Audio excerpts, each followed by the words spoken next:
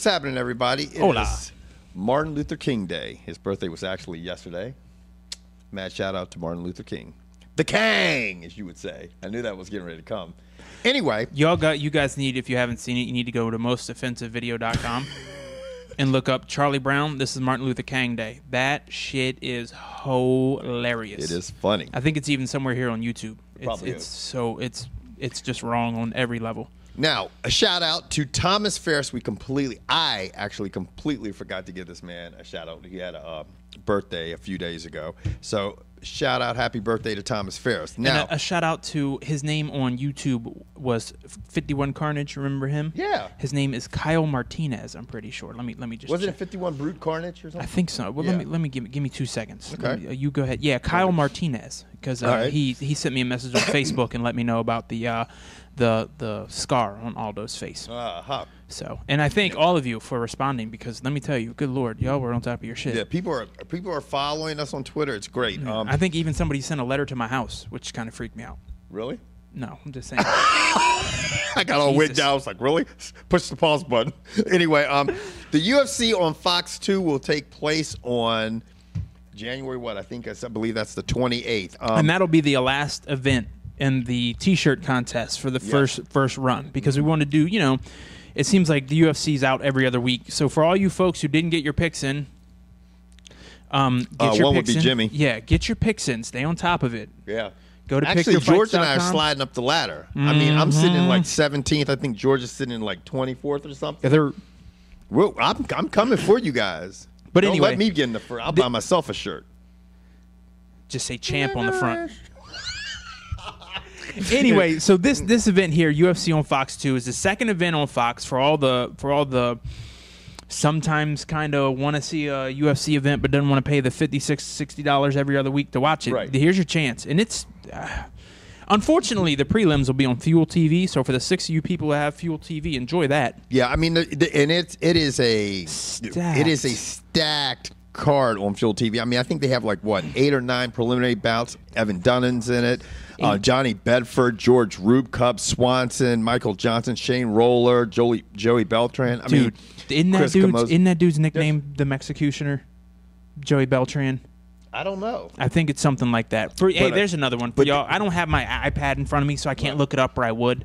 So just a rack of people are fighting on the preliminary card that's going to be showed on Fuel TV. Now, the main card. Looking at this main card, is this going to be a 2-hour event or an hour event?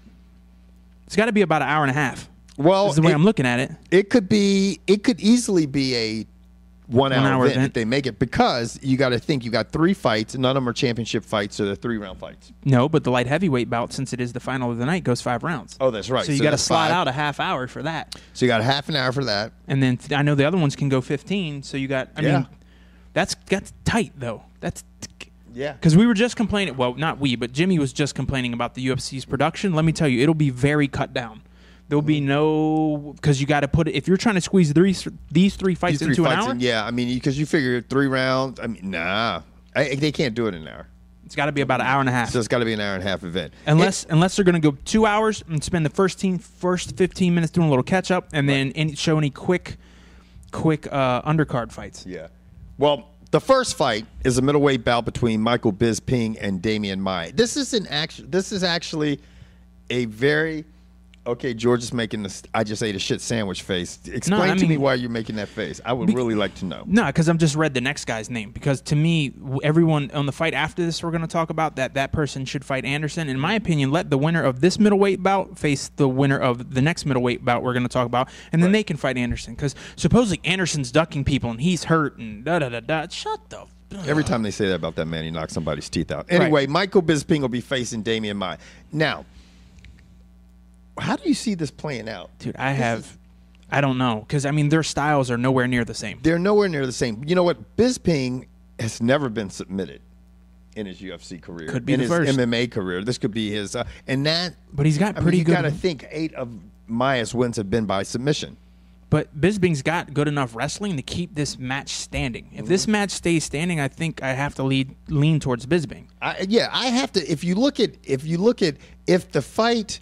Maia, in my opinion, can only win one way. That's getting Bisping on the ground and actually submitting him. I think if it goes the distance, Bisping will win a decision, or Bisping could possibly knock Damian Maia out. Now, he's only been knocked out one time, but he might be looking at getting knocked out for the second time in his career. I mean, Bisping's stand-up is definitely, I think, the key to his game. And he's got it. I mean, if you step into the ring, in my opinion, you have a chance to win. Yeah. You just do. So, with that being said, who you got? I think Bisping's going to win this I think Bisping's going to knock out a TKO. I got TKO second round in this fight. I got TKO third round. And I'm picking with my head. I just broke that shit down. That's not a heart pick. Now, in the next one, this is all heart because I can't stand the one dude who's fighting. Chael Sonnen will be squared off against Mark Munoz. Now, Jimmy, if you watch this, you're not here, and I said the name right. Well, unfortunately, Munoz. Jimmy seems to think that the first guy you named, Chael Sonnen, can't lose this fight. There's no way he can lose. He's just going to win. And I'm letting you know right now, there is a way he can lose because I don't think he's going to be able to out-wrestle Mark Munoz. And Munoz, in my opinion, hands. People are giving... What's his name? The first guy. Chael Sonnen. They're giving him way too much credit for knocking Anderson Silva down. That you're just... Come on. Dude, everyone gets caught once in a while. In my opinion, it was lucky. I don't think he could do it again because let me tell you, he didn't have a lot of faith in his stand-up against Brian Stann. Yeah, I mean, I didn't see him do. I mean, I agree to some degree with what you said. Is Munoz is a great wrestler also. I mean, I don't know if you could call them equals, but they're pretty fucking close. And he's got bricks. And he's got some bricks for hands. I mean, this is an interesting fight. I think anybody that's a Chael Sonnen fan thinks he's going to walk through this match. I think they're nuts. Yeah. Mark Munoz could easily win this fight. And let's face it, the first person you said? Chael Sonnen.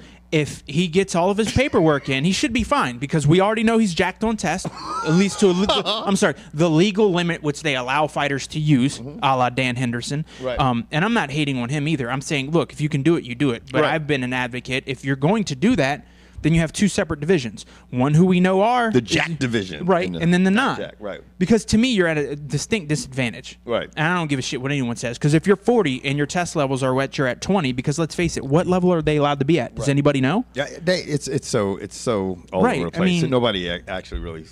Yeah, so anyway, with this is what I want to ask you straight up. Take your feelings and your emotions out of it, okay?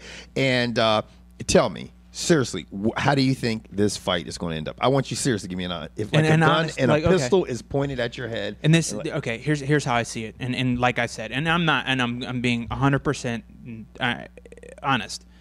The first guy you said has outstanding wrestling, and he wins his match versus ground and pound. But in my opinion, he has beat absolutely no one in his entire career that is worth 2 cents. Number two, Munoz, I think, can match him with takedowns. So if the first guy, that's Chael Sonnen, can't get Munoz to the mat and try to overpower him, because I'm pretty sure he's going to have the size advantage in this, and he's going to have the strength advantage. Right. If he can't get this to the mat, then he can't win. Right. And that's how I honestly see it. And I see, if I'm picking this, I have Munoz winning by TKO in the second round. I think he's going to catch Chael Sonnen and finish it. That's what I think's going to happen. But if the first guy, Chael Sonnen, takes him to the mat, I got him winning. I got Chael Sonnen winning by decision. Would I like to see some mix up? I would definitely. I'd like to see him snoring in the corner, fucking counting sheep. So would I, That's because what I would like to see the biggest reason I would like to see. I'd like to see Anderson fight someone else. I just would like to see how Chael Sonnen is going to respond to a loss like this. That's the most interesting thing to me, because he's got a big mouth. That's great. He's a great salesperson. He's not, because he's only a salesperson when he wants to be, which is my problem with him. Well, he's a salesperson all the time, because he's putting butts in seats. Now people want to see. People are going to tune in to see. Right, but what I mean is his shit. Well, yeah, because you're paying for it. Right. Oh wait, no, it's free on Fox. It doesn't matter if he's doing it not all the time or if he turns it off and turns it on. The bottom line is he is a great self promoter. Yeah, because he get people want to see him. People who love him want to see him win. People like yourself who do not like him want to see his ass lose. Right. So, I mean, he's putting butts in seats, and I'm sure as we just watched a thing about money and back ends and pay-per-views. I don't know how the UFC is dealing with one of these where there is no really back end or pay-per-view buys. Right. But because I imagine what you're going to see is you're going to see a spike in viewers when Chael Sonnen fights. I just have a feeling when his fight's on, I imagine those numbers on Fox are going to be a little elevated compared to the Bisping fight or the Evans fight. I just do. I mean, but then again, trust me, there's enough people out there who are tuning in to watch Rashad Evans get knocked out too. Yeah. I don't think that's going to happen. Now, well, let's roll right into that fight. Rashad Evans will be taking on Phil Davis. And we were talking about that before we actually turned the camera on. And I brought up a point, everybody says, and obviously Phil Davis and Tito Ortiz are built different. But I was talking about Rashad Evans' recent bout with Tito Ortiz, and I said, you know what? Phil Davis and Tito Ortiz are like the same. Yeah, I ain't going to punch you in the liver or go to sleep. Bye-bye, Tito. Bye, Tito Ortiz. That's his career. Yeah, it's gone. But the thing is Davis he's a little lengthier in coming off an injury and stuff too. like this. He's coming off an injury and stuff like, and Tito Ortiz. I think everybody thinks Phil Davis is such a bigger guy, in stature than Rashad Evans. But we saw what Rashad Evans did with Tito Ortiz, and they're the same height. He punched him in the liver. He did. He barbecued the ribs. Yeah. So, you know what? Who do you have in this fight? Rashad Evans. I don't see it. He's way more experienced. He's way quick. More versatile. Mm-hmm. And to me, I haven't seen enough of Phil Davis, and I don't think Phil Davis has had enough time to mature. Mm-hmm. And I personally don't think Phil Davis is quite ready for the limelight. Right. Like I've said time and time again, Phil Davis needs to lose a close fight. And the reason I say that is because if he does win this, the winner of this is supposed to fight John Jones. But the big rumor is that Dan Henderson's going to fight John Jones next at 145. That's a fight I'd love to see. And that's supposedly the next one for John Jones. Because let me tell you right now, if he dispatches Dan Henderson, then what? Who are you going to bring in? They'll find somebody to get beat. Anyway. Yeah. But my thing is so the winner of this Evans-Davis fight is in line for a title shot. Mm-hmm. Davis isn't ready. I would like to see Davis lose. Now, this is the thing. Okay, you say Davis isn't ready, but suppose that's based on pre this fight. Let's say, for example, Davis goes in there and destroys Rashad Evans. Depends how he does it. It depends how he does it. Controls him on the ground, lets him up, and knocks him out. He can't do that versus John Jones. He cannot control. First off, he will not be able to get inside of John Jones and take him down. Okay, but let's say. If he goes in there and shows good hands and knocks Rashad Evans out. If he looks very multidimensional and stuff, he keeps distance stuff, then you have to look at it and say, and just destroy Rashad Evans, which I don't think is going to happen. But let's say that happened. You're looking at it like he can't do that to John, Bones Jones, but he could fight the type of fight that could make him win a decision on Bones Jones. You see what I'm saying? That's a long time to stay in the ring with John Jones. It is a long time. Because, I mean, let's face it, John Jones' last fight, and we're not overlooking this fight, but we're trying to see what would happen next. Yeah. I have Rashad Evans winning this fight. Who do you have? I've got Rashad Evans winning this fight. And, I mean, what we've said so far, I've got Bisping, you've got Munoz in the second fight. Yeah, I got Bisping, Munoz, and Evans. I've got Bisping, Sonnen, and Evans, and those are actually the way that Vegas is leaning to. They've got Bisping as a favorite, Sonnen as a favorite, and Evans as a favorite, now, which is not usually like me to go with the Vegas. The reason I think Evans poses more of a threat to John Jones than Phil Davis is. Okay. What did John Jones just have a problem with? He had a problem with a fighter who was quick, able to get in, bip, and get out. Right. Rashad Evans has more power in his hands than Lyoto Machida. I think so. So if Evans can get inside of Jones and touch that chin, he might have a problem, a serious problem. Well, and also the thing is that at one point he did train with the guy, so he probably knows a little bit more about him than the typical fighter goes in the octagon. Now, I'm making up new shit. Octagon. Anyway, so it's going to be interesting. John Jones looks like he's on track to meet Dan Henderson, which I don't understand how these guys. I mean, I do because it's marketing and money, but it's a little disheartening to see what the UFC is doing. They're letting these guys talk themselves into fights. Right. I mean, and Dan Henderson's he's playing the age card, and he's going, look at everything I've used to do, and I'm just like.